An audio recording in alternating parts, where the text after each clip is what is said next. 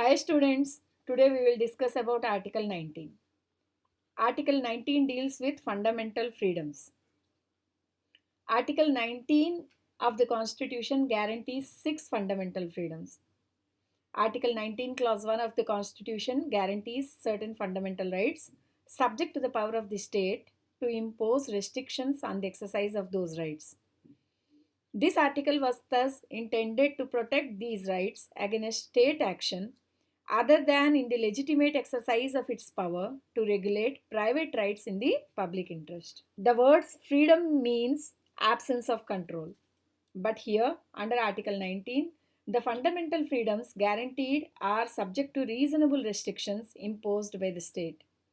Citizens can enjoy the fundamental freedoms guaranteed under Article 19, and the only limitations upon the enjoyment of those freedoms are the reasonable restrictions, nothing else. Hence, the fundamental freedoms guaranteed under Article 19 are subject to limited control of the state. These fundamental freedoms, according to rule of law, are the individual liberties. Rule of law says individual liberties to be guaranteed to the subjects of the state without any arbitrary interference. Reasonability is the antithesis to arbitrariness. Where there is reasonability, there cannot be arbitrariness. As I already explained, reasonability indicates justness and fairness. According to Professor M.P. Jain, the fundamental freedoms laid down under Article 19 are essential basic rights which enshrines the democratic values and the oneness and unity of the country. Another important point is Article 19 is guaranteed to citizens only. That is, a foreigner cannot avail freedoms guaranteed under Article 19. The 6 fundamental freedoms guaranteed under Article 19 are not absolute and are restricted by the limitations imposed under Article 19 Clause 2 to Clause 6. These restrictions are of two types. One is substantive restrictions, second one is procedural restrictions. Substantive restrictions means if the legislative restrictions are substantive in nature, we call it as substantive restrictions. Now, procedural restrictions means if the legislative restrictions are procedural in nature, we call it as procedural restrictions. The following double test is to be applied for adjudicating the validity of a restriction. First one is whether the restriction is reasonable. Second, whether it is for a purpose mentioned in the clause under which the restriction is being imposed. So, judiciary had to inquire into these two questions while adjudicating the reasonability of the restrictions. Now, coming on to the test of reasonableness. Any legislative restriction which is just and fair qualifies the test of reasonableness. But it is difficult to give an exact definition of the word reason. What is reasonable? Reasonableness is based on question of fact.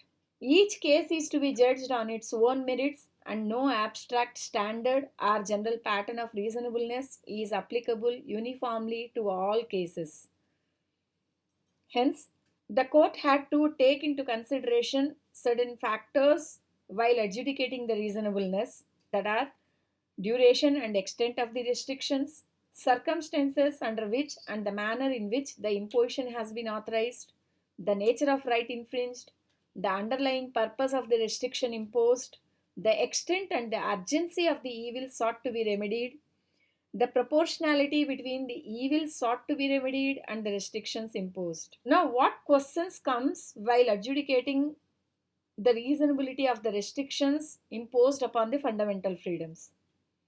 Whether the right claimed is a fundamental right, whether the restriction is one contemplated by any of the clauses under clause 2 6 of the article 19, whether the restriction is reasonable or unreasonable.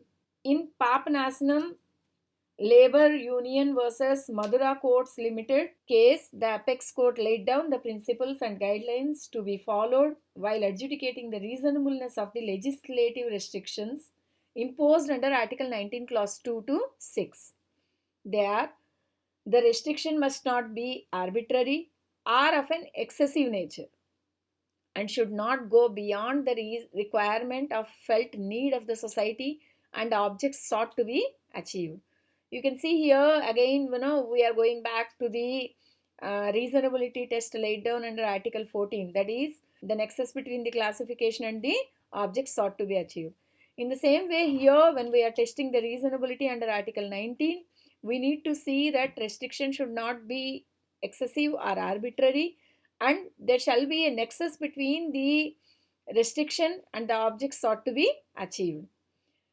Second, there must be a direct and proximate nexus or a reasonable connection between the restriction imposed and the objects sought to be achieved. No abstract or fixed principle can be laid down which may have universal application in all cases. Such consideration on the question of quality of reasonableness, therefore, is expected to vary from case to case. As I already explained, reasonability is a question of fact. It will vary from case to case. Now, coming to the fourth point, in interpreting constitutional provisions, courts should be alive to the felt need of the society and complex issues facing the people, which the legislature intends to solve through effective legislation. That means the court should know the ground realities and then interpret the legislature which is imposing the restrictions in the light of the ground realities and see whether those restrictions are in real need or not.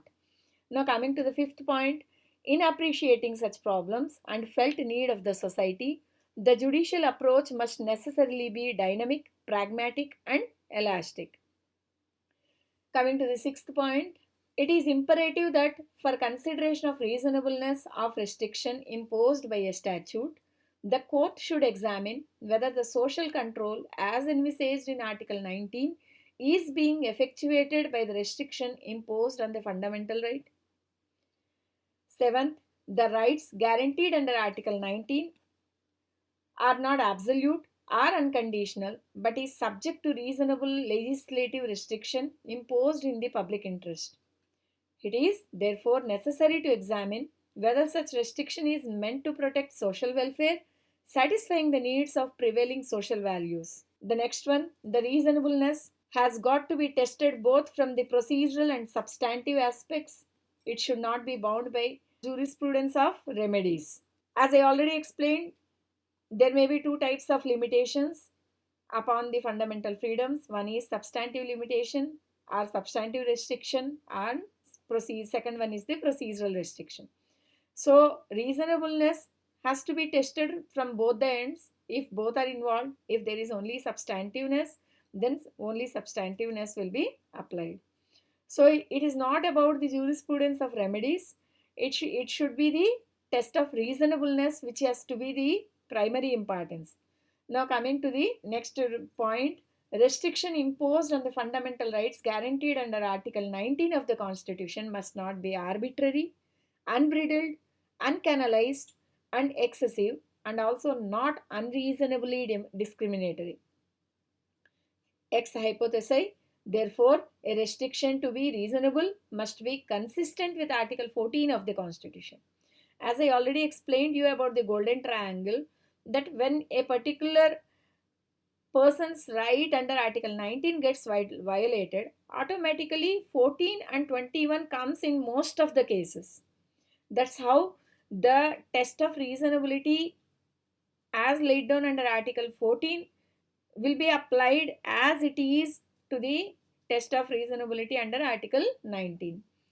Now, coming to the last but one point, in judging the reasonableness of the restriction imposed by Clause 6 of Article 19, the court has to bear in mind directive principles of state policy. Now, individuals' fundamental freedoms are restricted. It has to be for the purpose of larger public interest or for the purpose of implementation of the directive principles of state policy, which are also again intend towards the public interest. So, directive principles of state policy lays down the principles which are required to maintain the welfare state. The governments had to work for the welfare of the public, and those principles are laid down under directive principles of state policy. Hence, while judging the reasonableness of the restriction, one had to bear in mind the directive principles of state policy. Now, coming to the last point, ordinarily, any restriction so imposed which has the effect of promoting or effectuating a directive principle can be presumed to be reasonable restriction in public interest. There is a doctrine called doctrine of presumption of initial validity. According to this doctrine, the laws passed by the legislation, when challenged in the court of law, it is the duty of the court to presume the validity of those legislations at the initial stage. Let the petitioner prove prima facie that these legislations are unconstitutional. Once the legislation is proved to be unconstitutional prima facie by the petitioner, then the burden of proof shifts on the state to unprove the contentions of the petitioner. So that's how effect versus subject matter test. In Bennett Coleman and Company versus Union of India case, the court laid down the following test. What is the direct or inevitable consequence or effect of the impugned state action on the fundamental right of the petitioner? The true test is whether the effect of the impugned action is to take away or abridge the fundamental right. This is called the effect versus subject matter test. So, subject matter may be well within the ambit of the permitted restrictions, but its effect, in fact, may be excessive or may be arbitrary. So, the judiciary had to identify the effect of the restriction rather than the subject matter of the restriction. In the next slide, next presentation, I would be dealing with Article 19, Clause 1A, Fundamental Freedom of Speech and Expression.